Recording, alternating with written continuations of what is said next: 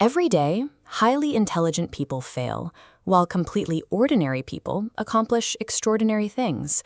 It is tempting to look at that gap and blame a lack of capital, or raw talent, or lucky breaks. But the bottleneck is rarely external.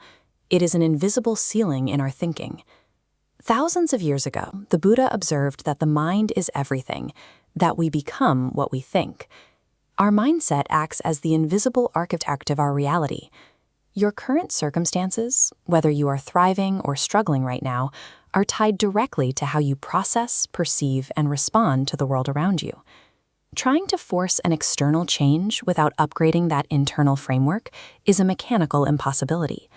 If your inner world hasn't caught up to your vision, the outer world will resist you at every turn because it is interacting with an older version of yourself.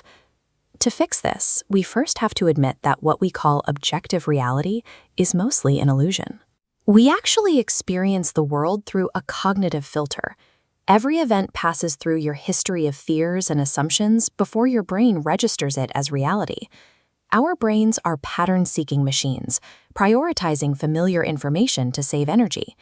Once a belief locks in, your brain physically blocks out contradictory evidence. Because of this filter, two people can face the exact same bankruptcy or the exact same rejection and walk away with entirely contradictory interpretations of what it means for their future. When you feel stuck in life, it rarely means you lack opportunity. Instead, it means your current cognitive filter is simply too narrow to hold the weight of a much bigger reality. This brings us from abstract psychology into hard neuroscience. The brain is physical, malleable hardware. Thanks to neuroplasticity, the brain's ability to continuously rewire its own cellular structure, you can physically rebuild this filter. The process starts with a strange biological rule. Your neural pathways cannot distinguish between a real physical experience and one you vividly imagine. Both fire the exact same circuits. To rewire those circuits, you must first practice intellectual humility. You have to stop accepting your automatic thoughts as facts. Put your limiting beliefs on trial and demand actual, concrete evidence for why you think you can't succeed. When industrialist Henry Ford observed, "Whether you think you can or you think you can't, you're right," he was describing a literal neurological truth. Your belief dictates the physical wiring. This graph illustrates how that wiring actually takes hold. Notice the difference between the massive spike that crashes to zero and the steady, incremental staircase. The brain strengthens connections through repeated use, not brief, intense bursts of effort. Relying on random spikes of motivation is ineffective. Consistent daily repetitions signal to the brain that these new pathways are essential, gradually making them the default setting. But your internal wiring doesn't exist in a vacuum. It is fed by the silent programmer, your external environment. The people you spend the most time with dictate your cognitive baseline.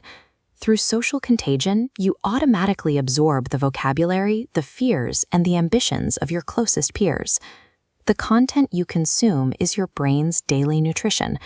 Trading short-form, cynical media for long-form educational material is a biological requirement. It gives your new neural pathways the actual building blocks they need to grow. Even the physical space around you plays a role.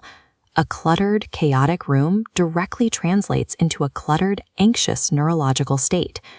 You cannot build a sharp, resilient new mindset if you continuously submerge your forming neural pathways in a toxic, outdated environment. The ultimate result of neuro-reprogramming is a complete identity shift. Notice how these two approaches work. Forcing new behaviors through wanting is exhausting. Real change occurs when you shift from saying, "I want to be disciplined," to "I am someone who is disciplined." Operating from a new identity reduces friction because your actions align with your beliefs. Behavior runs on autopilot. To maintain this, you have to build a reflection loop into your week. You regularly audit your habits, your relationships, and your thoughts to ensure they still align with the person you are becoming. The author Norman Vincent Peale summarized it perfectly. Change your thoughts and you change your world. Your mind is the physical workshop where your future is built. Audit the blueprints, change the wiring, and the reality will follow.